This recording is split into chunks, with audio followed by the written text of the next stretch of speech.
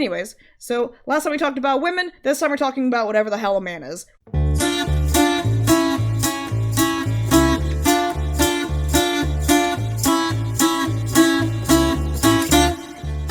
gonna preface this because I'm still in shock that my first video of this got 2,000 views.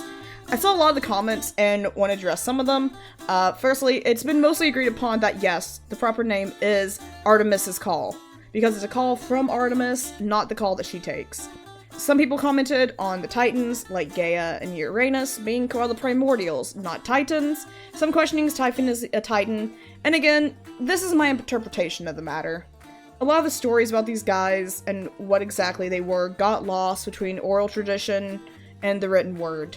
I'm working on minimal intel, but please do keep correcting me, because I love reading these comments.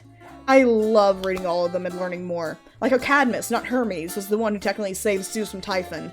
But yeah, those that haven't commented, thank you all for being very polite with it and correcting me and teaching me more. I know I'm a bumbling idiot, but you've all taken it in stride, like, oh, you dumb little bitch, here's the correct thing. I appreciate it a lot.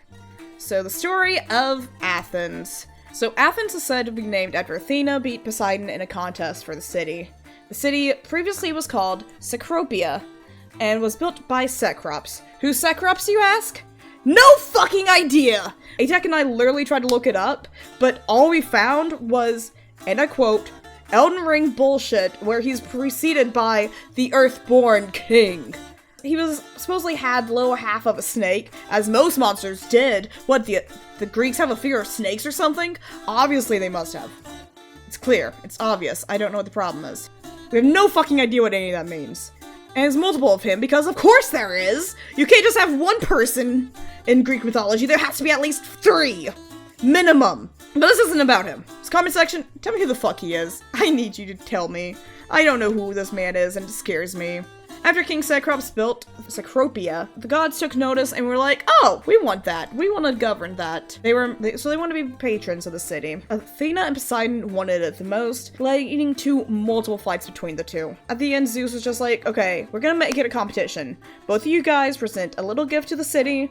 Whoever presents the better gift based on what the townsfolk and King Cecrops think, you get to be the patron. So Poseidon offered water, creating a spring, saying that this place will never know drought or suffering. Struck some rocks with a trident, making a spring burst forth. In some tales, it said the horse rose from the sea and ran up. First horse ever seen, but it's not consistent. This was exciting and cool and all, but the water played a little bit too much League of Legends and was too salty to be useful. So they were just like, this doesn't help us. This is just ocean water. What are we gonna do with this? Athena, however, being the super smart lady that she is, offered the olive tree. It was perfect to the townsfolk, for it could provide food, source of income in the oil, as well as being able to use the trees for shade, tools, or just to burn the wood. So the olive tree is voted the winner by a landslide. In some tales, Poseidon threw a hissy fit over this and either caused a flood or a drought, but again, it's super inconsistent. There's no telling what actually happened. Well, I've been moved. What, by the olive tree? Listen, if someone gave me an olive tree, I'd be belated. I'm not even gonna lie, bro. I'd be super excited if someone was like, here, have this olive tree. I got it just for you. I'd be also super excited. But more than a saltwater spring. I mean, I do like saltwater springs, though.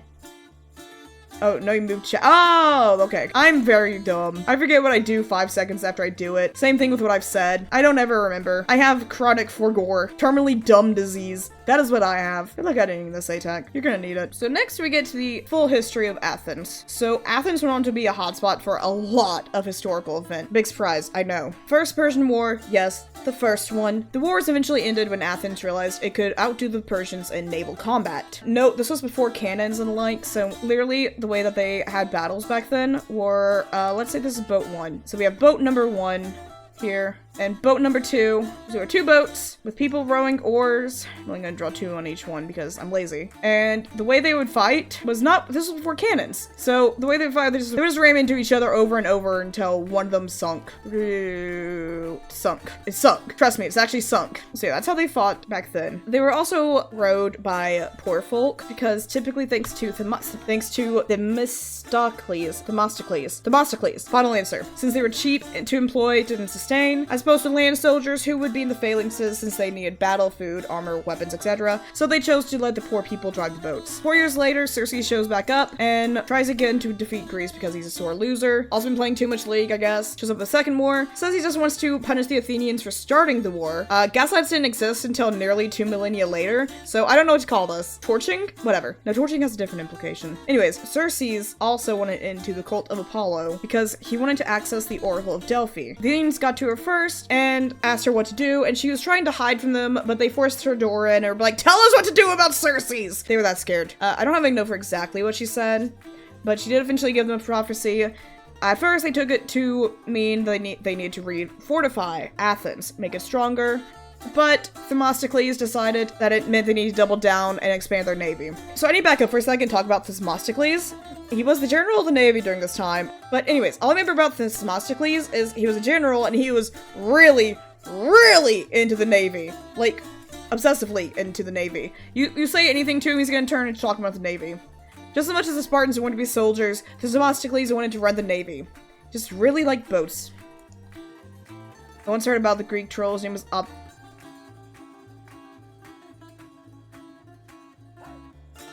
can't even be mad about that. I can't even be mad about that! Honestly, A+. I'll take that one. That's a pretty good one. Game A first day, I'm glad. You get an A in class today, congratulations. So the Persians tried to recruit Sparta, which is like the stupidest thing, because the Spartans were against the Persians at the same time too. Like, bro, what are you thinking? They were like, hey, Sparta, you want to help us fight Athens? You hate Athens, right? Like, here, let me draw a visual representation of what happened here. So you have Xerxes, who will do in this color. Don't ask me why his arms are so small. He's like going up to the Spartans, who will do in red. We'll draw them as big beefy men. They're big beefy man. And Xerxes was like, you hate Athens, right? And this guy over here was just like, hate you more, Lamau. The brain rot's real. This is the brain rot stream. This is the brain rot over ancient Greece. Somehow I'm teaching an educational while also being brain rot. Who knew that was possible? Notes for the editor. Pretty much. The poor ATAC has to deal with this. So Sparta was like, bro, we're fucking stupid. I have the most to lose if you win. There's no way we're fighting Athens for you. In fact, fuck you, we're fighting you now too. And Spartans caused a lot of the Greeks to actually decide to stand with Athens, because the idea of going against the Spartans was way scarier than dealing with the Persians. The Spartans also really kind of hoped they would be able to get rid of Athens at the same time as the Persians by sacrificing the city of Athens to them, just to give her 2 headaches, but that's beside the point. They lure the Persians into a trap. I could go into detail, but honestly, it's not as interesting to me. If you're here to hear how the Persians fell, you're in the wrong place. You're getting the abridged version of the Spark Notes here. We don't care about how the battle is, just that the job's done. Unless it's funny. If it's funny, we'll talk about it, but this one's not funny. This one's just an actual battle. It's lame. You know what? I'll draw an explosion for you guys. I'll make it up to you guys. We'll draw an explosion for you. So, war! That's what war looks like. This is like an actual depiction of what war looks like. So after this, the Athenians started reinforcing their city after what the Oracle said, plus all the strife that's been happening the last few years. It's why I mentioned in the campaign when the party headed into the town that their walls were more built up. The paranoid wall building had Sparta like, bro, don't you trust me? To which the Athenians ignored them until the wall was finished. The Ionians had also rebelled against the Persians, and Athens decided to help them out of the kindness of their heart. Just kidding, it was to control them. This was an opportunity to expand their control. The Ionians wanted protection against the Persians, and Sparta had been like, no, fuck you, learn to defend yourself, fucking wimps. Do you even lift, bro, kind of thing. But Athens, specifically the commander, Themistocles, saw another opportunity. He also saw that he could make his own league by offering protection, which he started selling to the Ionians. No, not that kind of protection. The other kind. Like the mobster cell. The fake kind. Themistocles turned himself into a fucking mob boss on these people. Oh yeah, we'll protect... No, you need protection. Otherwise the Persians might invade. You just pay us $500 a month and we'll protect you. Bro, I ain't got that kind of money. Fuck you. Go away. Okay, but the Persians attack. Don't come crying to us. 3 days later, their house is ransacked. Oh no, this must have been the Persians. If only you had the protection. Christ. Notes of the editor, lol. I will give ATAC notes all the time. It's just funny to me. Plus, we've already talked about this, and it helps him. I feel like it also might help him with the editing process. I have no idea. Hey, future A-Tech. When you're watching this, at this exact moment that you are seeing this, let me know if this helps you with whatever the fuck I need you to understand. Whatever the fuck I want from you. Words. He can read my mind. He'll be okay. He can read my mind. He knows me. Now I gotta watch the YouTube to see if it happens. You will. You will. So, the Athenians didn't really like Themistocles, though. And the Spartans didn't really like their leader at the time, so they made a little exchange. Sparta and Athens actually came together to make a secret agreement and exchange forged evidence that the others later were secretly working for the Persians, and I made a deal with them. This worked, and the Spartan leader and Themistocles were driven out. Themistocles hopefully took a boat out. Hopefully. The Ionians and the areas around Athens, as the aristocrats started new rule, decided they were tired of the war and decided to pay Athens for their protection anyways, giving Athens much more control of the area. Now this is the stuff leading up to where the campaign is. Future A-Tech, crop a photo of a chicken over top Terra's avatar. You heard the man! You heard what Senecan said, you better do it! So this is where the campaign really starts. Right after is the Peloponnesian War, which I do have some fun facts about, so we're gonna blast through this next bit. First of all, it was Aristotle's fault. Yeah, that little dryad girl Platon's into, she did this. It's nice to meet you. Would you care to dance with us? Oh my god. Is that you, Aristotle? Plato, it's you! Ooh. Aristotle's politics divided the Athenian leaders into two factions. Pericles was one of the leaders, and he was accused of planning to break the Treaty of Sparta that had been going on for like 10 years, or 20 years? I had a note of this and I didn't write it down. What is wrong with me?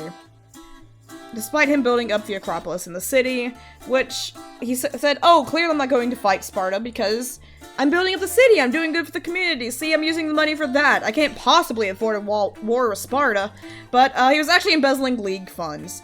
So the money that the Ionians were giving him, that's what he used to build up the city and protect it more, which pissed everyone off when they found out. History really does keep repeating itself, huh? Athens was also being a bully to all the little city-states it controlled, which was causing some strife and problems. Sparta got jealous of Athens' control and actually challenged them first, because it's Sparta, you can't be bigger or badder than them, it's Sparta! Since both specialized in different types of attacks, created a problem switching around and avoiding the other. Sparta was good on land, so it wouldn't touch the water. Athens was better at naval combat, so they fought in sea, wouldn't fight Sparta on land. Circle around. Eventually, the leader, Cleon, on the Athenian side, got them all to agree on a specific attack, but then he fucked up. They were going to attack a certain area that wasn't currently in the war. It was agreed upon, but Cleon himself, the leader, who was supposed to go up there and fight the Spartans first, didn't show up because he was hungover. Which is, bro, how do you fuck up that badly? You had it in the bag. Athenians then suggested to attack Sparta directly, and Cleon was forced to lead that charge. They did eventually fight, and Athens lost. Okay, so that took quite a while. This is the super condensed version, believe it or not. I sat through hours of these classes, and this is what I have to show for it. So, with that out of the way, we can talk about the most popular scholars of Athens, known as the Philosophers. I'm not going to go into super detail on each one, just a quick overview, some of the most interesting things I know about these guys. Yes, sadly, they're all men. They hated women, remember? Anyways, so first we got triangle guy, A squared, B squared equals C squared, Pythagoras. You know him, you love him, but he was in fact a little bit insane. He claimed that he was reincarnated and kept all of his memories. He never used it to any advantage though, so maybe he was just confused, I don't know. He was also adamant about not causing harm to any living creature. Animal, human, didn't matter, do not harm it. He did take it to an extremity by forcing all of his followers to be vegetarian, but not just vegetarian. The weird thing is he also would not allow them to eat beans. It's no idea why, it was just considered evil to eat the beans. No idea what was going on, but it made it very difficult for the followers because a lot of vegetarians use beans to supplement the protein from meat, I believe. I could be wrong. Comment section will get me, don't worry. He lived a very minimalistic lifestyle, preferring to live off the land, be able to survive anything that came up, believed in working with harmony, with harmony. In harmony with nature, as opposed to against it. Also said it was a bad idea to further anger someone who's already mad, comparing it to fighting fire with a sword. You can stab it all you want, but you're just fanning the flames, making it worse. Don't do that. Don't poke the sleeping bear. Athens itself wasn't very combat. It was more into intellectual things. It hadn't risked, like, an oligarchy. A few people that ruled and decided things, but... He also felt very strongly about drunkenness or indulging past what you need. Gluttony should be avoided. He would have hated the Dionysians, who were all about indulgence for this reason. He was also very adamant that sexual pleasures were against the gods, and that you should only engage in acts if it was during a certain time of year as tribute to Aphrodite. Hey baby, why don't you and I get a little freaky? Are you crazy? We'll disgrace the gods, Marvin! It's only June! You can't do that till August! Sinner! But yeah, Pythagoras was a weird hippie, liked math. That was basically him. And then we have Socrates. Everyone knows him, Socratic method of asking a question, get a response, help with learning. He liked to criticize the sophists. What the sophists were when Athens came about using the judge system, each party had to make their case in front of a jury of their peers, similar to modern trials. However, when the sophists would use long-winded speeches filled with metaphors and stories to distract from the point more than back it up. Socrates couldn't stand this and would demand that they just get to the damn point already. Don't use too many words where a few would suffice. Sorry streamers, we're all sophists. When Plato recounts a debate between Socrates and Protagoras, not Pythagoras, different guy, Protagoras, he asks Protagoras to shorten his speeches since I find I am a forgetful sort of person, and if someone addresses me at any length, I forget the subject on which he is talking. He has severe ADHD. I can relate. He also followed up saying if he were walking with an Olympian medalist, that the Olympic medalist, while he could run really fast, should slow down to match Socrates' pace because he can slow down to match his. Socrates cannot go faster to match the Olympians. Despite his taste towards sophists, he sure used their methods to try and get an innocent verdict in his trial. So he was accused of poisoning the minds of the youth with his words and corrupting the children. Won't anyone think of the children? He kept blaming everyone around him for never caring for the youth before, but never really gave examples of how. He also claimed that the oracle said Socrates was smarter than the oracle was, and he dared not go against the oracle, for he dared not be hung for suspicion of not believing in the gods. He thought it was good for the public to know that they were not as wise as him. He thought it was healthy for them. But he didn't want to be executed for not believing that the gods were real. He also claimed that if he was executed, the gods themselves would bring the wrath, because he's one of the honored ones of the gods. Literally, Socrates would act, and I had this as a note, word for word, as Athens' toxic boyfriend, occasionally being over-the-top sarcastic, saying, I can't be exiled, I'll go bother someone else. Literally, when he was found guilty, it was by like maybe 2 or more votes. I don't have the exact number written down. But when asked for his punishment, because the accused would be able to offer their own punishment idea, he said that he should be sentenced to being given a meal every day so he would not go hungry. After that, the number voted was to be executed was like 5 more. People changed their minds. More people wanted him executed than thought he was guilty. That is hilarious. He just kept just like make his existence everyone else's problem. That is what Socrates did. Then we have our guy Plato. So, I have a little confession to make. I made yet another mistake in Artemis's Call. The scene last session where Platon decides to call Plato Platon, I should have reacted with Plato instead of being like, my name is Plato, he should have gone, how did you know my full name? Because Plato, yes, apparently, actually is named Platon. Plato was just a nickname given to him. Platon being called Plato by Aristotle makes way more sense now, and I'm angry about it, but also Moose did this on purpose. Moose literally saw that Plato was a nickname for Platon, and that's why he put a lot of stuff about wanting to learn more. That's why he's a smart fella. That's why he's interested in knowledge, and I hate Moose for this. I love Moose to death. I'm just upset about it. I didn't realize. It didn't click before. I'm so dumb. Plato was the founder of the Academy of Athens, or Plato's Academy as it was called later. Plato taught of the different forms, those on the material plane, and those which are just an image or copy of the real world, I don't really understand it. It makes no sense, but it's an interesting read. Also believed that the soul is what gave life, and that reincarnation meant it's possible to recall things from your past lives. He also believed knowledge sat deep between truths and beliefs, but only justified ones. Like this chart down here, I was like, here, I'll redraw it in MS Paint as well, make it a little bit bigger. So we have truths will be this red circle, and then beliefs, and then there were true beliefs, which were here. But then there were also, those didn't make them knowledge. Knowledge was only when it was justified. So these were like poorly justified beliefs, like, oh, wind blows makes leaves fall. I don't know how to really explain it, I don't have a good example, but that's how it worked. He, alongside Socrates, also held belief that there is much more than what you can touch and feel that exist. Concepts such as love, truth, beauty, and knowledge, those were all real things. But even if they were not tangible. And that's enough about Plato. Now, on to the one, the only, Diogenes! We love Diogenes in this household. He was the OG troll shitlord. If he was alive today, he would be 100% streaming, saying stupid shit, and I support him 100%. I fucking love Diogenes. Diogenes is like one of my favorite I'm gonna say creatures from Greek mythology, but he's real. He's my favorite Greek mythology. Oh. So, Diogenes got banished from his hometown for a counterfeiting coin.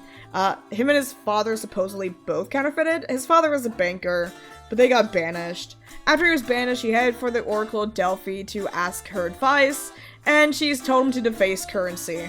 But since Diogenes just got kicked out of his hometown for defacing currency, he decided it meant the political currency instead. So he headed to Athens. Ignore that note. So he headed to Athens, challenge established customs and value. He said that when he died, he wanted to be tossed out to be eaten by creatures. Like, just throw me out there, I'll be fine. Oh, but wouldn't you mind if something came up to eat you? And he goes, no, as long as you provide me the stick to chase the creatures away.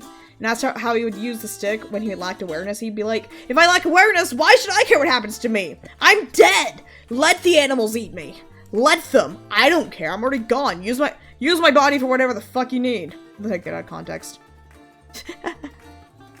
So yeah, he did not care. He did not care. He also had insulted with the nickname Doggish, and he made a virtue of it. Or he first took up the dog theme himself. Is not sure which one exactly. That's why in my campaign, he didn't mind when he was called Dognes by Platon. When asked why he was called a dog by other people, he just replied, I fawn over those who give me anything, I yelp at those who refuse, and I set my teeth in rascals. I feel a kinship with them. Diogenes believed humans live very hypocritically, and would do well to study the dog. Besides performing natural body functions public with ease, a dog will eat anything, make no fuss about where to sleep. Dogs live in the present and have no use for pretentious philosophy. This is a philosopher. He's hysterical. I love him. He's in Athens, the home of the philosophers. But he says dogs know instinctively who is friend and who is foe, and that dogs bite their enemies, I bite my friends to save them. He also believed that happiness existed for those who lived outside of society's expectations. Like, be free, do what you want, and then you'll be happy. He's a fucking mad lad. I love him. And speaking of him being a mad lad, let's talk about him being an unhinged shitlord for a second. So first one, he had a slave named Manes who escaped when they reached Athens. All Diogenes had to say about it when asked if he was upset, he said, if Manes can live without Diogenes, why not Diogenes without Manes? He shit on those who had slaves to do work for them that they were not able to do, calling them lazy. He also tried to get Antisthenes, a student of Socrates, to tutor him, but Antisthenes hit him with a staff over and over and repeatedly chased him off. Diogenes responded with, strike, for you'll find no wood hard enough to keep me away from you, so long as I think you've something to say. And eventually, Antisthenes got tired of chasing him off and just let him study under him. Took him as a pupil. They also may not have even met. This is also debated. At one point as well, Diogenes saw a little peasant boy drinking water using his hands, so he took the wooden bowl that he had and broke it over his knees, saying, fool I am to carry such superfluous baggage all the time. He was so minimalistic and he was great. I love him. He also had a tendency to eat at the marketplace, despite it being considered rude, because he was like, oh, it's not my fault. I'm at the market. It made me hungry. I decided to eat. He also was known to walk around in the daylight with a lamp, and he would say, when asked, why are you walking around with a lamp? He goes, I'm looking for a man, implying the guys were scoundrels and rascals and not actually man. So he was looking like for a man. A man's man is another interpretation. He rejected the traditional ideas of human decency, deciding to urinate on people who insult him, take a dump in the theater, point at people with his middle finger, and gooning in public. That's right, he just whipped it out in front of everyone, and if he was criticized for it, he'd say, if only it was just as easy to banish hunger by rubbing my belly. Absolute mad lad. He also absolutely hated Plato, and always wanted to disprove him. And Plato once said that a man was a featherless biped, so he just ran in with a featherless biped. With the chicken completely plucked in his hand, holding it out at Plato and saying, behold, a man! As Plato just looks at him like, not this motherfucker again. They ended up adding with flat and fingernails afterwards, because that's just how science works. We all need Diogenes in our lives. And then we have Aristotle. So, at the time of the campaign, he's a wee baby, not even born, or barely even born, doesn't know life's troubles. He's a young lad, a little young lad. So, he got to the academy at 17 and studied under Plato. However, despite being Plato's student, he didn't agree with everything Plato said. He actually had quite a few differing ideas.